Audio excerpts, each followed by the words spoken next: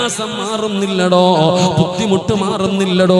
അല്ലാഹു പറഞ്ഞത് പടച്ചവനോട് ദുആ ചെയ്താൽ അല്ലാഹു ഉത്തരം തരുമെന്നാണ്. ഇത് അല്ലാഹുവിന്റെ വാഗ്ദാനമാണ്. ഇത് പടച്ച റബ്ബ് വൈദാ സഅലക ഇബാദി അന്നീ ഫഇന്നീ ഖരീബ്. നമ്മളോട് ഏറ്റവും കൂടുതൽ അടുത്തിരിക്കുന്നവൻ അല്ലാഹുവാണ്. പക്ഷേ നമ്മൾ ചോദിച്ചിട്ട് ഉത്തരം കിട്ടുന്നില്ല. അതിന്റെ കാരണം എന്തെന്നറിയോ? നമ്മുടെ ദുആ ശരിയാകുന്നില്ല. നമ്മുടെ ദുആ ചെയ്യേണ്ടതുപോലെ ദുആ ചെയ്യുന്നില്ല.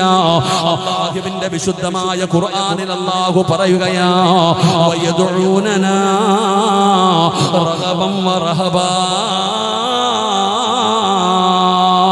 എന്റെ പ്രിയപ്പെട്ടവരെ, പരിശുദ്ധമായ ഖുർആൻ അല്ലാഹു പറയുകയാണ്, സഹോദരാ ദുആ ചെയ്യണം. സഹോദരാ, എന്തുകൊണ്ടാണ് നമ്മുടെ ദുആ സ്വീകരിക്കാത്തത്? എന്തുകൊണ്ടാണ് നമുക്ക് ഉത്തരം കിട്ടാത്തത്? നിങ്ങളുടെ പ്രയാസം മാറാത്തതിന്റെ കാരണം എന്താ? നമ്മൾ എത്ര ദുആ ചെയ്തിട്ട് നമ്മുടെ ദുആയ്ക്ക് ഉത്തരം കിട്ടുന്നില്ല. അല്ലാഹു ഈ മജ്ലിസിലെ ദുആയ്ക്ക് ഇജാബത്ത് നൽകുമാറാകട്ടെ. അല്ലാഹു ഉത്തരം നൽകുമാറാകട്ടെ. എന്തുകൊണ്ടാണ് നമ്മുടെ ദുആ സ്വീകരിക്കാത്തത്? ഉദാഹരണം, ഫർള് നിസ്കരിച്ചിട്ട് ദുആ ചെയ്താൽ സ്വീകരിക്കൂലേ? നിങ്ങൾ വെടി കൊണ്ടതുപോലെ ഇരിക്കാതെ പറ, സ്വീകരിക്കോ ഇല്ലേ? ഫർള് നിസ്കരിച്ചിട്ട് ദുആ ചെയ്താൽ സ്വീകരിക്കോ? സ്വീകരിക്കോ?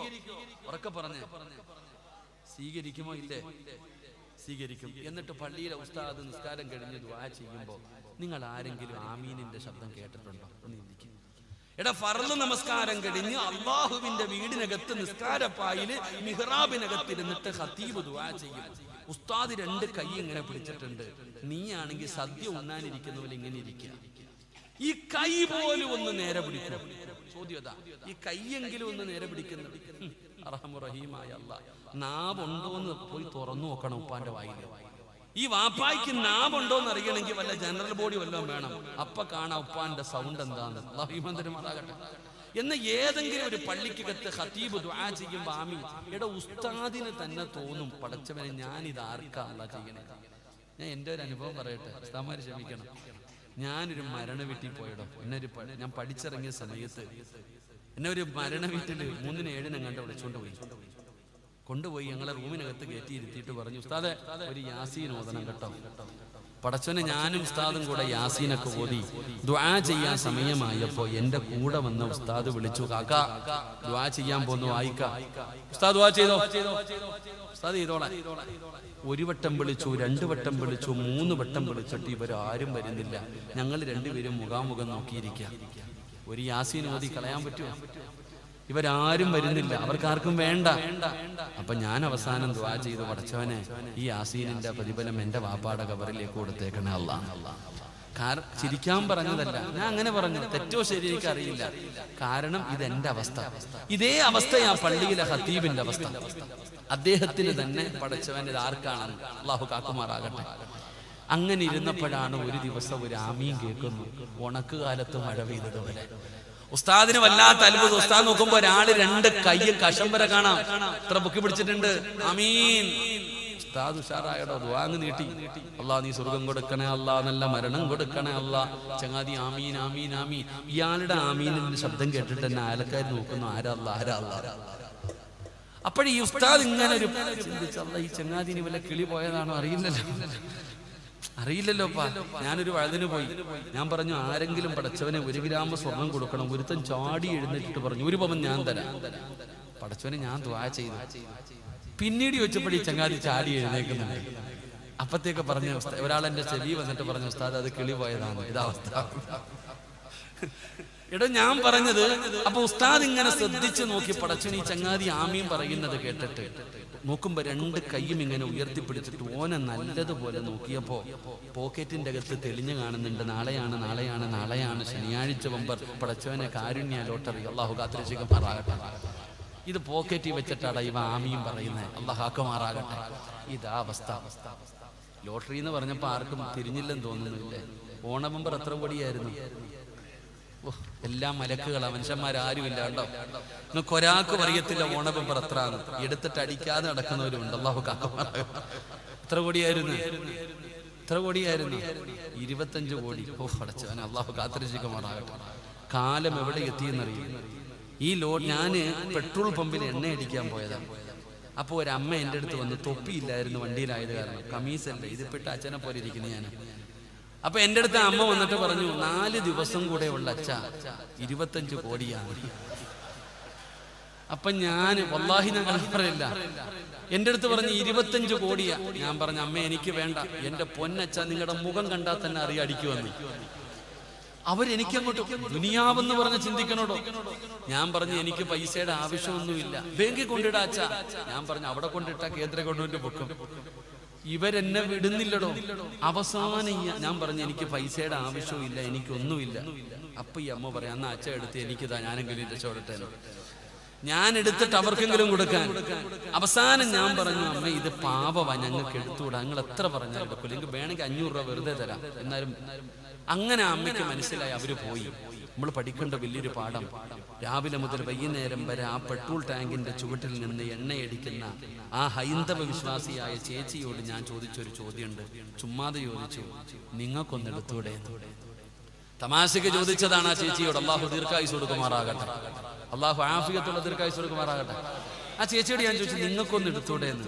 ആ ചേച്ചി എന്നോട് പറഞ്ഞത്, അധ്വാനിച്ചുണ്ടാക്കുന്നതേ വാഴത്തുണ്ടെന്ന്. അല്ലാഹു ഈമാൻ തരുമാറാകട്ടെ. അവര് നൽകിയ ഒരു ഉപദേശം, രാവിലെ മുതൽ വൈകുന്നേരം വരെ ഞാനിവിടെ ജോലി ചെയ്താൽ എനിക്ക് 600 രൂപ കിട്ടും, അത് മതി. എടോ എന്റെ പ്രിയപ്പെട്ട സഹോദരി, ഇപ്പോഴും അടിച്ചു ചേർക്കാം നമ്മുടെ ഉമ്മത്തിന്. അൽഹംദുലില്ലാഹ് പറഞ്ഞ് അല്ലാഹു ഈമാൻ തരുമാറാകട്ടെ. നിങ്ങൾ എടോ എന്ന ഒറ്റ കാര്യം നിങ്ങൾ ചിന്തിക്ക്. കഴിഞ്ഞ വർഷം ലോട്ടറി അടിച്ചവൻ എന്താ പറഞ്ഞത്? കഴിഞ്ഞ വർഷം ലോട്ടറി അടിച്ചവൻ പറയുന്നത്, ജീവിതത്തിൽ ഇത് ആർക്കും അടിക്കരുതെന്നാ പറയണേ, കാരണം പെട്ടു. ഇതുകൊണ്ടാണ് 1400 കൊല്ലം മുമ്പ് നബിതങ്ങൾ പറഞ്ഞത് ഇത് ഹറാമാണെന്ന്. അല്ലാഹു ഈമാൻ തരുമാറാകട്ടെ, അല്ലാഹു ഈമാൻ തരുമാറാകട്ടെ. ഞാൻ പറഞ്ഞത്, ഇന്നത്തെ ദുആ ചെയ്യുന്നവന്റെയും ആമീൻ പറയുന്നവന്റെയും അവസ്ഥ ഇതാണ്. എന്നാ ദുആ എന്താണെന്നെങ്കിലും അറിയുമോ സഹോദരാ? ദുആ ചെയ്യേണ്ടത് എങ്ങനെയാണെന്നറിയോ? അല്ലാഹുവിന്റെ വിശുദ്ധമായ ഖുർആനിനകത്ത് അല്ലാഹു ഒരു സാമ്പിൾ പറയുകയാ. ദുആ എന്താണെന്ന് പഠിക്കാൻ എത്ര ദുആ ചെയ്തിട്ടും ഉത്തരം കിട്ടുന്നില്ലെന്ന് പറയുന്ന മുസ്ലിമേ, ദുആ എങ്ങനെയാണ് ചെയ്യേണ്ടതെന്നറിയോ? നിങ്ങളൊക്കെ കടപ്പുറത്ത് പോകുന്നവരാണല്ലോ. ഭാര്യയും ഭർത്താവും മക്കളും എല്ലാവരും കൂടെ കടൽ കാണാൻ ബീച്ചിൽ പോകുമല്ലോ. തിരമാലകൾ അടിച്ചു വരുന്നത് കാണുമ്പോഴേ പേടിയാണ്. അടുത്തു പോകല്ലേ, പെട്ടുപോയാ നമ്മൾ മരണപ്പെട്ടു പോകുമടോ. അതുകൊണ്ട് കടലിന്റെ തിരമാലയുടെ ചാരത്തു പോകാൻ പോലും പേടിയാണ്. പോകരുതെന്ന് പറഞ്ഞു ഭയപ്പെടുത്തുകയാണ്. എന്നാ സഹോദരാ, നിങ്ങൾ കടലിലേക്ക് പോയിട്ടുണ്ടോ? കടലിന്റെ തിരമാലയുടെ അടുത്ത് പോലും പോകാൻ പേടിയ കാരണം പെട്ടുപോയാ കടലിന്റെ സ്വഭാവം നമുക്കറിയില്ല. അല്ലാഹു കാത്തിരക്ഷിക്കുമാറാകട്ടെ. എന്നാ കടലിനകത്തോട്ട് പോയിട്ടുണ്ടോ നിങ്ങൾ? ഞാൻ ഈ താനൂര് വന്നിട്ട് മീൻ പിടിക്കാൻ വേണ്ടി പോയി. സുബ്ഹാനല്ലാഹ്, വലിയ ധൈര്യത്തിൽ ഓളത്തിലൊക്കെ കയറിയതാണ്. പക്ഷെ കുറെ അങ്ങ് പോയി കഴിഞ്ഞപ്പം മുകളിൽ ആകാശം 4 ഭാഗത്തും വെള്ളം, കാല് വിറയ്ക്കാൻ തുടങ്ങി. 4 ഭാഗത്തും വെള്ളം. ഞാൻ ചോദിച്ചു, എങ്ങനെ കരയിൽ പോവാ? അദ്ദേഹം വഴിയൊക്കെ പറഞ്ഞു. ഞാൻ പിന്നീട് ചോദിച്ചു, ഇവിടെ എത്ര ആഴമുണ്ട് ഉസ്താദേ? ഇവിടെ നാട്ടിലെ ഒരു തെങ്ങിന്റെ ആഴമുണ്ട്. ഇവിടെ ഒരു മനുഷ്യൻ വീണാ രക്ഷപ്പെടുക, എത്ര നീന്തലറിയുന്നവനും രക്ഷപ്പെടൂല. എന്നാൽ എന്റെ പ്രിയപ്പെട്ട സഹോദരങ്ങളെ, കടലിന്റെ ഉള്ളിലേക്ക് പോകും തോറും വല്ലാത്ത ആഴമാ. ഏറ്റവും ആഴം കൂടിക്കൊണ്ടിരിക്കും. ആ കടലിലെ ഏറ്റവും വലിയ മീനാണ് തിമിംഗലം. അതിന്റെ വലുപ്പമൊന്നും നമുക്കറിയില്ല. ഞാൻ ലക്ഷദ്വീപിൽ പോയപ്പോ ഒരു മ്യൂസിയത്തിൽ ഇവിടെ ഇങ്ങനെ ഒരു മീനിന്റെ മുള്ളു വെച്ചിരിക്കുന്നുണ്ട്. ചോദിച്ചോ പറഞ്ഞു, ഉസ്താദ് ഇത് തിമിംഗലമാണ്, ഇത്ര നീളമുണ്ട്. ഇത് ചെറുതാ ഉസ്താദ്. സുബ്ഹാനല്ലാഹ്, ആ ചെറിയ മീനിന് പോലും ഇത്രയും നീളമുണ്ടെങ്കിൽ എന്റെ പ്രിയപ്പെട്ടവരെ, തിമിംഗലം കടലിലെ ഏറ്റവും വലിയ മത്സ്യമാണ് തിമിംഗലം. അത് ജീവിക്കുന്നത് കടലിലെ ഏറ്റവും കൂടുതൽ ആഴമുള്ള സ്ഥലത്ത്, കടലിന്റെ ഏറ്റവും അടിത്തട്ടിലാണ്. ആ തിമിംഗലം എന്ന് പറയുന്ന മീനിന്റെ വയറ്റിനകത്ത് ഒരു മനുഷ്യൻ വീണുപോയാൽ വല്ല ചാൻസുമുണ്ടോ? കടലിലെ ഏറ്റവും വലിയ മീന്, ആ മീനിന്റെ വയറിനകത്തൊരു മനുഷ്യൻ പോയാൽ രക്ഷപ്പെടാൻ ചാൻസ് ഉണ്ടോ? നമ്മുടെ ബുദ്ധി കൊണ്ട് ചിന്തിക്ക്, 1% പോലും സാധ്യതയില്ല. എത്ര തലകുത്തി കിടന്നാലും 1% പോലും ചാൻസ് ഇല്ല. എന്നാൽ അതുപോലെ കടലിന്റെ ഉള്ളിൽ കിടക്കുന്ന തിമിംഗലം എന്ന് പറയുന്ന മീനിന്റെ വയറ്റില് മഹാനായ മഹാനായ യൂനുസ് നബി അലൈഹിസ്സലാം, അല്ലാഹുവിന്റെ പ്രവാചകനായ യൂനുസ് എന്ന് പറയുന്ന പ്രവാചകൻ അതാ നടുകടലിൽ വലിച്ചെറിയപ്പെട്ടു. തിമിംഗലം എന്ന് പറയുന്ന മീൻ വന്ന് വിഴുങ്ങുകയാണ്. സുബ്ഹാനല്ലാഹ്, കിടക്കുന്നത് കടലിൽ വളരുന്ന തിമിംഗലത്തിന്റെ വയറിനകത്താ. ആ മീനിന്റെ വയറ്റിനകത്ത് കിടന്നിട്ട് യൂനുസ് നബി വിളിച്ചടോ, വനദാ ഫിദ്ദുലുമാത് അല്ലാ ഇലാഹ ഇല്ലാ അന്ത സുബ്ഹാനക ഇന്നി കുന്തു മിനൽ ളാലിമീൻ. കടലിന്റെ അടിയിൽ കിടക്കുന്ന തിമിംഗലം എന്ന് പറയുന്ന മീനിന്റെ വയറിനകത്ത് കിടന്നിട്ട് യൂനുസ് എന്ന് പറയുന്ന പ്രവാചകം വിളിക്കുകയാണ്. രക്ഷപ്പെടാൻ ഒരു ചാൻസ് പോലുമില്ല, എല്ലാ വഴികളും അടഞ്ഞു, ഇനി ഒരൊറ്റ ചാൻസ് പോലുമില്ല. അവിടെ കിടന്നിട്ടാണ് വിളിക്കുന്നത്, വനാദാ ഫിദ്ദുലുമാത് അല്ലാ ഇലാഹ ഇല്ലാ അന്ത സുബ്ഹാനക ഇന്നി കുന്തു മിനൽ ളാലിമീൻ. അല്ലാഹുവേ, ഏതൊക്കെ വഴികളടഞ്ഞാൽ നിനക്ക് കഴിയുമല്ലാ, എന്നെ രക്ഷപ്പെടുത്തണേ അല്ലാ, എന്നെ രക്ഷപ്പെടുത്തണേ അല്ലാ. അല്ലാഹ് തന്നെ പറയുന്നു, ലബിസ ഫീ ബത്നിഹി ഇലാ യൗമി യുബഅസൂൻ. യൂനുസങ്ങാണം അങ്ങനെ ദുആ ചെയ്താതിരുന്നെങ്കിൽ ഖിയാമത്ത് നാൾ വരെ കിടക്കുമായിരുന്നു. ആഴ്ചകൾ കഴിഞ്ഞപ്പോ ഒരു പോറല് പോലും പറ്റാതെ യൂനുസ് എന്ന് പറയുന്ന പ്രവാചകനെ ആ മീൻ തന്നെ കരയിലേക്ക് കൊണ്ടുവന്ന് ജീവനോട് തിരിച്ചു ചെന്നു എന്ന് ചരിത്രം പറയുമ്പോ, ഇതിനാ ദുആ എന്ന് പറയുന്നത്, ഇതിനാണ് ദുആ എന്ന് പറയുന്നത്. ഈ മനസ്സാണ് വേണ്ടത്, ഈ പ്രതീക്ഷയാണ് വേണ്ടത്.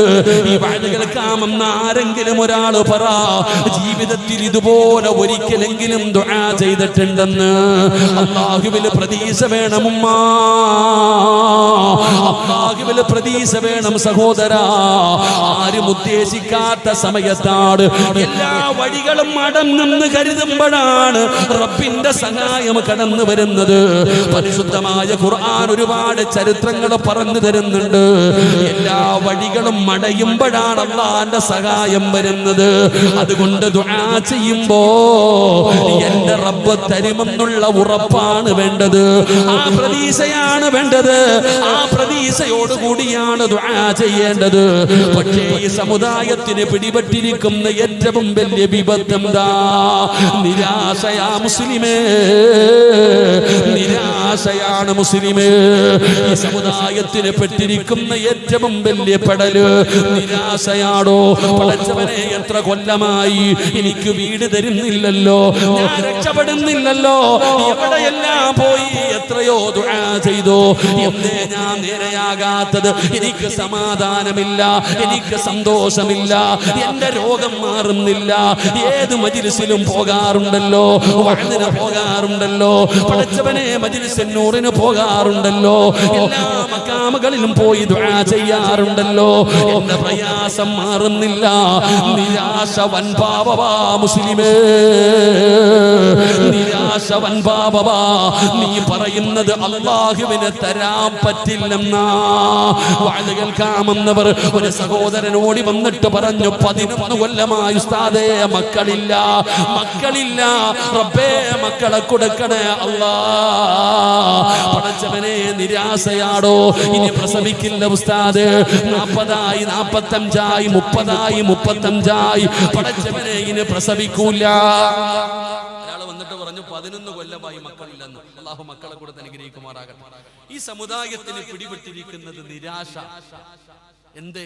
40 35 40 വയസ്സുള്ള പെണ്ണ് പ്രസവിക്കൂലേ? ഞാൻ ചോദിക്കണ ചോദ്യതാ. 35 40 വയസ്സുള്ള പെണ്ണ് പ്രസവിക്കില്ലേ? പോയി പരിശോധിക്കുക. എന്നിട്ട് പറയുന്നു എനിക്ക് കുഴപ്പമൊന്നുമില്ല, ഓൾക്കാ കുഴപ്പം. എടാ, ഓരോ ഭാര്യയും ഭർത്താവും പറയുന്നത് എനിക്ക് കുഴപ്പമൊന്നുമില്ല, ഇക്കാക്കാ കുഴപ്പം. അല്ലാഹു കാത്തിരക്ഷിക്കുമാറാകട്ടെ. ആർക്ക് കുഴപ്പം? ഇക്കാന്ന് പറഞ്ഞാൽ തിരിഞ്ഞോ? ഭാര്യ ഭർത്താവ് എന്താ വിളിക്കുക? ഇവിടെ ഭാര്യ ഭർത്താവിന് എന്താ വിളിക്കുക? ചീത്ത വിളിക്കാതിരുന്നാ മതിയില്ലേ? ഞാനൊരിടത്ത് വഴുതിന് ഒരു വീട്ടിൽ പോയപ്പോ ഭാര്യ ഭർത്താവിനെ വിളിക്കുന്നു, എടാ ഇങ്ങെടുക്കടാ. അല്ലാഹു കാക്കുമാറാകട്ടെ. ആമീൻ പറ. എടാ വാടാ പോടാന്ന് എപ്പോ വിളിക്കണേ. ചില പെണ്ണുങ്ങൾ പേര് തന്നെ വിളിക്കും ഭർത്താവിന്റെ. അല്ലാഹു കാക്കുമാറാകട്ടെ. പേര് വിളിക്കാറില്ലേ ചിലപ്പോ? പിന്നെ ഭർത്താവിന്റെ പേര് വിളിക്കുന്ന പെണ്ണുങ്ങളുണ്ട്. വാപ്പാനെ എന്താ നീ വിളിക്കണത്?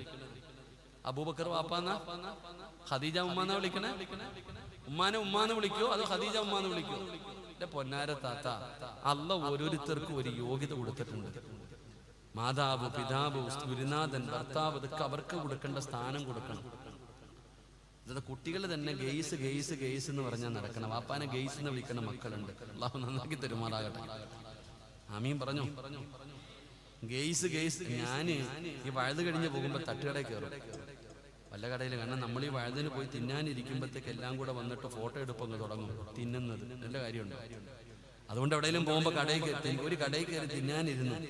ഒരുത്ത എൻ്റെ അടുത്ത് വന്ന് ചോദിക്കുന്നു, ബ്രോ എന്ത് വേണോന്ന്. അല്ലാഹു കാക്കുമാറാകട്ടെ. ജുബയും തൊപ്പിയിട്ടവനെ ബ്രോന്ന് വിളിക്കുന്നു. ഈ കണക്കിന് പോയാൽ കുറച്ചുകൂടെ കഴിയുമ്പോൾ ഇവന്മാർ എന്ത് വിളിക്കുമെന്ന് അറിയില്ല. അല്ലാഹു കാക്കുമാറാകട്ടെ. ഇവിടെ എന്റെ പ്രിയപ്പെട്ട സഹോദരങ്ങളെ, നമ്മൾ ചിന്തിക്കേണ്ടത്, പെണ്ണ് പറയാ എന്റെ കുഴപ്പമൊന്നുമില്ല, എന്റെ ഇക്കാടെ കുഴപ്പം. ഭർത്താവ് പറയണേ എനിക്കൊരു കുഴപ്പമില്ല, അവളുടെ കുഴപ്പമവസ്ഥ. നീ ആ കുഴപ്പം തീരുമാനിക്കണം. കൗണ്ടിങ് കുറവ്, ഗർഭപാത്രം എന്തോ വളരുന്നില്ല, പിന്നെന്താ മെൻസസ് ക്രിയലാകുന്നില്ല, വയസ്സായില്ലേ, പറ്റത്തില്ല. എന്റെ പൊന്നാര ആമിനത്ത, നബിതങ്ങൾക്കും ആയിഷ ബീവിക്കും മക്കളില്ല. കൗണ്ടിങ് കുറഞ്ഞുകൊണ്ടൊന്നും ആയിരുന്നില്ല. ആയിഷ ബീവിയുടെ മെൻസസ് നേരെയാകാത്തത് കൊണ്ടൊന്നും അല്ല. അത് അല്ലാഹു കൊടുക്കുന്ന ഒരു സമ്മാനമാണ് മക്കൾ. അല്ലാഹു നൽകി അനുഗ്രഹിക്കുമാറാകട്ടെ. നീ ദുആ ചെയ്തിട്ടുണ്ടോ? ഞാൻ അതാ ചോദിക്കുന്നത്. ഈ മക്കളില്ല എന്ന് പറയുന്നവര് നിങ്ങൾ മനസ്സിലാക്കണം, നിങ്ങൾ അല്ലാഹുവിനോട് ദുആ ചെയ്തിട്ടുണ്ടോ? ഞാനൊരു ദുആ പഠിപ്പിച്ചുതരാം. ഞാനൊരു ദുആ പറയാം. മക്കളില്ലാതെ സങ്കടപ്പെടുന്ന മാതാപിതാക്കൾക്കൊരു ദുആ പറയാം.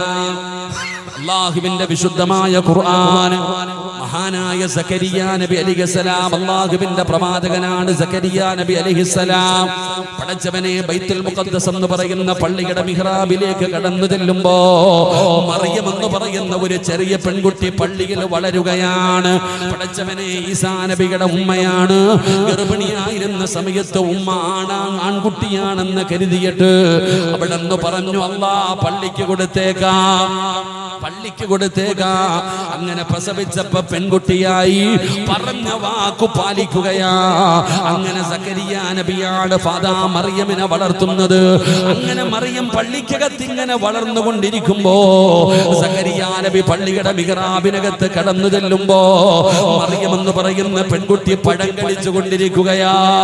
മറിയം എന്ന് പറയുന്ന പെൺകുട്ടിയുടെ മുമ്പില് പടച്ചവനെ അതാ പഴങ്ങളിരിക്കുകയാണ്. അല്ലാഹുവേ, സക്കരിയ നബി വാങ്ങിക്കൊടുത്ത പഴമല്ല, സക്കരിയ നബി വാങ്ങിക്കൊടുത്ത പഴമല്ല. ആ പഴമാണെങ്കിൽ ഫലസ്തീൻ എന്ന് പറയുന്ന രാജ്യത്ത് പോലും കിട്ടാത്ത പഴമാണ്. ആ നാട്ടിൽ പോലും ആ പഴം കിട്ടൂല. അങ്ങനെയുള്ള പഴമാണ് മറിയമിന്റെ മുമ്പിലിരിക്കുന്നത്. മോളെ മറിയമേ, എവിടെ നിന്നാണ് മറിയമേ, എവിടെ നിന്നാണ് മറിയമേ? മറിയം ബീവി പറയുന്നു, ഖാലത്ത് ഹുവ മിൻ ഇൻദില്ലാ, എനിക്കെന്റെ റബ്ബ് തന്നതാ, എനിക്കെന്റെ റബ്ബ് തന്നതാ. ഏ സഹോദരാ, സക്കരിയ നബി അലൈഹിസ്സലാമിന് പ്രായമായി, കല്യാണം കഴിഞ്ഞ് കൊല്ലങ്ങളായി. സക്കരിയ നബി അലൈഹിസ്സലാമിന് മക്കളില്ലായിരുന്നു. ചരിത്രം പറയുന്നു 120ഓളം വയസ്സ് അടുത്തു എന്നൊക്കെ ചരിത്രം പറയുകയാണ്. അത്രത്തോളം പ്രായം ചെന്ന സക്കരിയ നബി, മക്കളില്ലാതെ സങ്കടപ്പെട്ട സക്കരിയ നബി, ആ വയസ്സാം കാലത്ത് സക്കരിയ നബി അല്ലാഹുവോട് പറയുകയാ, ഖാല റബ്ബി ഇന്നി വഹനൽ അദ്മു മിന്നി വസ്തഅല الرأس ശൈബാ വലൻ അകും ബിദുആഇക റബ്ബി ശഖിയാ. സക്കരിയ നബി അല്ലാഹുവോട് പറയുന്നു, അല്ലാ, പ്രായമായി റബ്ബേ, ഒരുപാട് രോഗങ്ങളുണ്ട് റബ്ബേ, എന്നിൽ നിന്ന് തുലികൾ പോലും വേർതിരിഞ്ഞ് പടച്ചവന്, എനിക്ക് പ്രായമായ അല്ലാ, എനിക്ക് പ്രായമായി റബ്ബേ,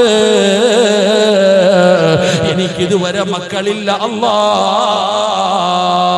സക്കരിയ നബി സ്വന്തം കാര്യം അല്ലാഹുവോട് പറയുകയാണ്, എന്റെ അവസ്ഥ ഇതാണ്, ഞാൻ പ്രായം ചെന്ന ആളാണ്, ഒരുപാട് പ്രയാസങ്ങളുള്ള ആളാണ്, എന്റെ ഭാര്യയും അങ്ങനെയാണ് തമ്പുരാനെ. വകാനത് ഇംറഅതി ആഖിറാ, എന്റെ ഭാര്യ പ്രസവിക്കാത്തവളാണ് തമ്പുരാന്, അവള് പ്രസവിക്കാത്ത പെണ്ണാണ് പടച്ചവര്.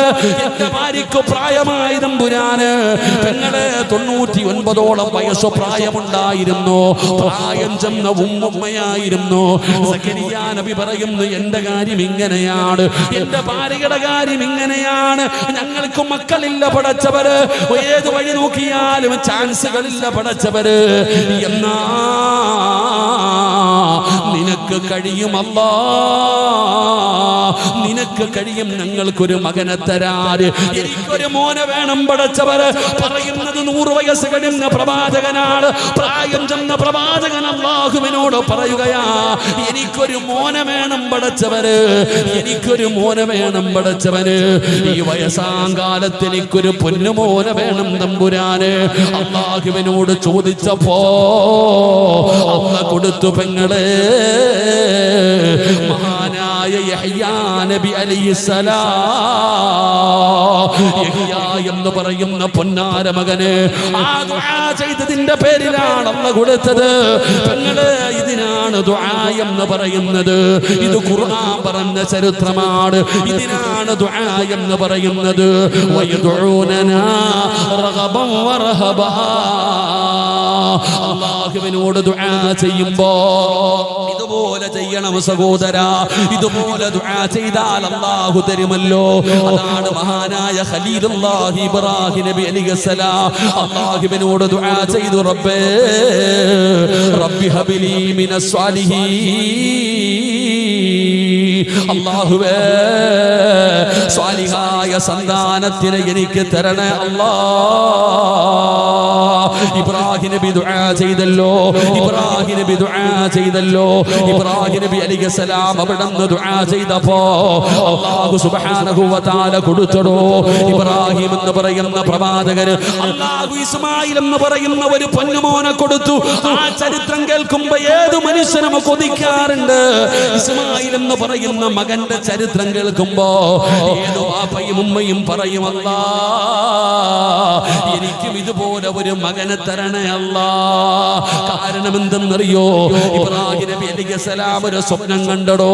എന്നിട്ട് പടച്ചവനെ 11 വയസ്സിന്റെ താഴെ പ്രായമുള്ള, അല്ലെങ്കിൽ 7 വയസ്സെന്നൊക്കെ പറയുന്നു, അതാ ഇസ്മായിൽ എന്ന് പറയുന്ന പൊന്നാര മകന്റെ ചാരത്ത് നിന്നിട്ട് വാപ്പ ചോദിക്കുകയാ, മോനെ അല്ലാഹു നിന്നെ അറുത്തു കൊടുക്കാൻ പറയുന്നു, നിന്റെ അഭിപ്രായം എന്താ മോനെ?